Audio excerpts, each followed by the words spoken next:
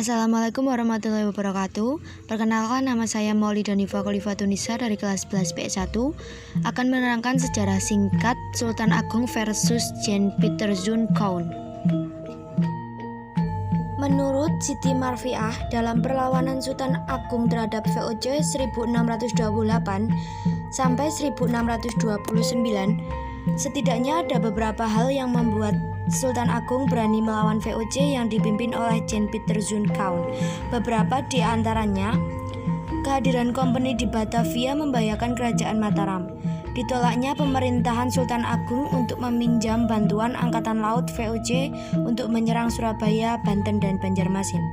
Penyerangan Sultan Agung atas VOC yang dipimpin oleh Jan Pieterszoon Koning terbagi menjadi dua penyerangan, yakni pada tahun 1628 dan 1629. Penyerangan pada tahun 1628 dianggap gagal karena pasukan Mataram berhasil menyerang benteng namun tidak mau mendekati Batavia karena banyaknya korban yang tewas. Di samping itu, fokus tentara Mataram hanya pada benteng Hollandia dan untuk menuntaskan pengepungan, Belanda mengarahkan 300 serdadu dan 100 orang sipil untuk membakar dan merusak seluruh pos terdepan Mataram. Serangan kedua pada tahun 1629, pasukan Mataram pantang menyerah terus berusaha mengepung Batavia dan akhirnya berhasil menghancurkan benteng Hollandia dan mengepung benteng Bommel. Pada saat itu pula, dan tepatnya 21 September 1629, J.P. Koning meninggal karena penyakit kolera. Tetapi hal itu malah semakin membakar semangat Belanda sehingga serangan pasukan Mataram kedua juga gagal. Dengan kegagalan pasukan Mataram menyerang Batavia, membuat VOC semakin berambisi untuk terus memaksakan monopoli dan memperluas pengaruhnya di daerah-daerah lain. Perlawanan pasukan Sultan Agung terhadap VOC memang mengalami kegagalan, tetapi semangat dan cita-cita untuk melawan dominasi asing di Nusantara terus tertanam pada jiwa Sultan Agung dan para pengikutnya.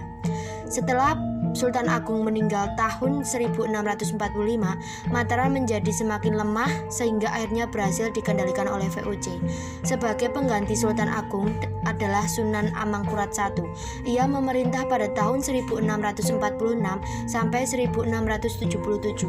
Ternyata Raja Amangkurat I merupakan raja yang lemah dan bahkan bersahabat dengan VOC. Raja ini juga bersifat reaksioner, dengan bersikap sewenang-wenang kepada rakyat dan kejam terhadap para ulama. Oleh karena itu, pada masa pemerintahan Amangkurat I, itu timbul berbagai perlawanan rakyat.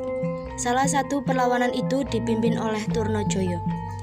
Turnojoyo adalah seorang pangeran Madura keturunan Adipati Cokroningrat. Ia melawan Susuhunan Amangkurat I. Amangkurat I adalah pengganti Sultan Agung yang bersahabatan dengan VOC. Pada tahun 1674, dimulailah pemberontakan Turnojoyo. Dalam pemberontakan ini, Sunan Amangkurat I melarikan diri untuk meminta bantuan VOC di Batavia.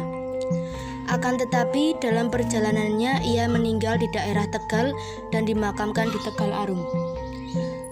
Pengganti Sunan Amangkurat I adalah putranya yang bernama Sunan Amangkurat II.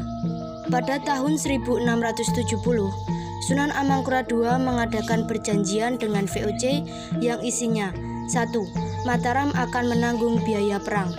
2. Daerah pantai utara Pulau Jawa digadaikan kepada VOC. 3. VOC akan melakukan monopoli perniagaan di Mataram. 4. Beberapa daerah kekuasaan Mataram harus diserahkan kepada VOC. Setelah penandatanganan perjanjian itu, pasukan Amangkurat II dan pasukan VOC menyerang Turnojoyo. Turnojoyo tidak dapat mempertahankan kota Mataram. Pasukan Turnojoyo bertahan di Kediri. Pada tahun 1679, Turnojoyo tertangkap dan dibunuh oleh Amangkurat II. Sejak itu Mataram berada di bawah kekuasaan VOC. Pada masa pemerintahan Sultan Agung, Mataram mencapai zaman keemasan.